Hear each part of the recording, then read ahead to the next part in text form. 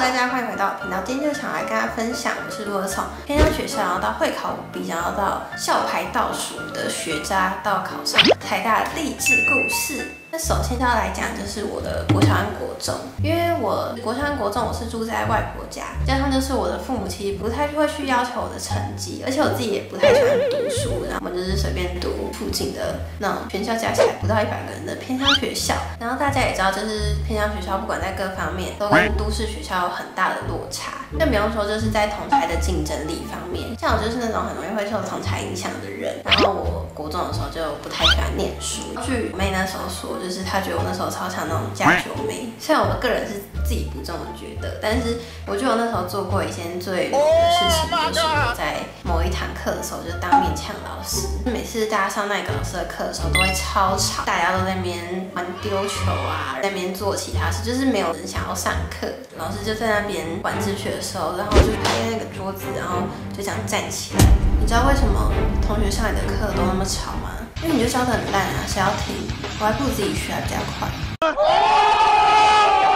我就这样跟老师讲，然后老师听完就整个哑口无言，然后他竟然没有替我警告，我也是觉得蛮生气，因为我是班长，那我就要去拿那个警告单，但是我每次都拿嘉奖单给他。我觉得我真的是就是做各种荒谬的事情，没有被记警告，我觉得真的是感谢老师的大恩大德，就是不跟我这个小屁孩计较。我也觉得就是以前做的一些事可能很没有礼貌，但我国中的时候就是混到一个极致，所以最后会考就考了5 B， 接着就是到了高中。我觉得高中算是我人生的一个蛮大的转捩点，就是用优先免试的方式，然后进到我现在这个高中。就是我一个考5 B 的人，就要在一群就是会考3A 4A 的人里面夹缝生存。第一次段考我也没有认真准备，虽然我很怕，然后就考得很烂。就是全校300个人呢，我就考了270几，然后快280，反正就是一个全校倒数的名次。那时候看到成绩单，我就。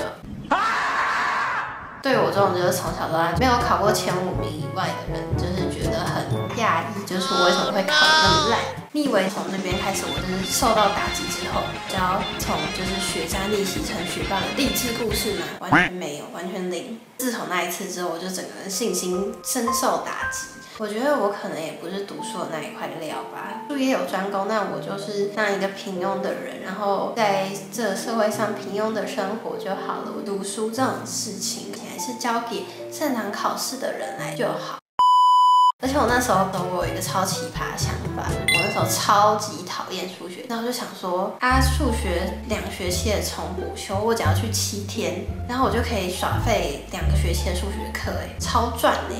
不要瞎掰好吗？所以我的高1上和高1下的数学全部都被挡了。高2我就突然想开，就是突然开始用脑了，然后就开始努力的读数学。高2第一次段考就从一个校排倒数的名次考到校排8。就是虽然说我的进步幅度应该算蛮大，但是呢，我的进步的速度还是比不上就是顶尖大学的脚步，所以我最后还是应届的时候是没有考上台大的。然后接着就到了大学的阶段，我应届的时候是上师大，然后那时候在就是开学前，我也想说，好，我就是要努力向上，我一定要努力的读书，每天去图书馆报到，然后最后考上我理想的学校，我一定可以的，加油！就实际上呢，你说你要去图书馆哦，可是我刚好有事谁看哦？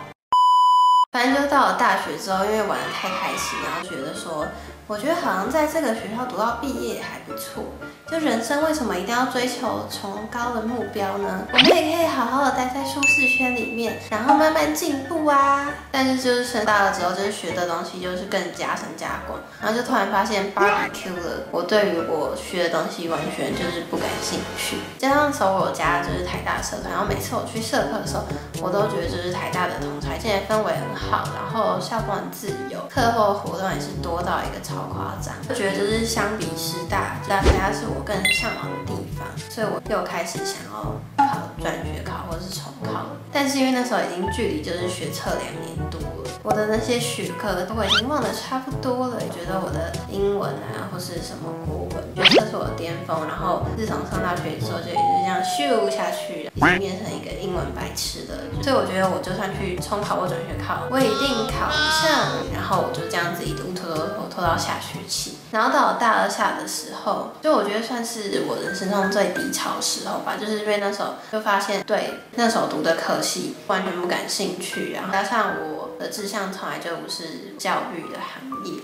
所以就是在师大的时候很没有归属感，每天都处于一个很迷茫的状态，然后不想去上课。但是呢，我又害怕去改变，然后决定就是要考转学考的契机是某一个晚上的时候，我就躺在宿舍的床上。然后就是滑到一个女生就在讲说她为什么休学1年的故事，然后就看到一半，我直接整个边哭边喷泪，然后边看，我真的没有在夸张。反正看完那个影片哭完之后，我就觉得好，不管怎么样，我就是要试试看，不管会不会成功。我觉得这算是一个对我自己的交代，就至少我有去尝试，而不是一直在原地踏步，然后又一直抱怨现况。反正最后就是很幸运的，老天爷可能眷顾我这个阿呆，让我可以考上想要的学校，然后就是过着觉得还蛮开心的生活。最后就是想要送给大家一句，就我之前在备考的时候写过的话：不要一直待在舒适圈里面，但要向往舒适圈以外的东西。会想要分享这个故事，其实是想要告诉大家，人生没有什么事情是不可能的，只要你愿意去尝试。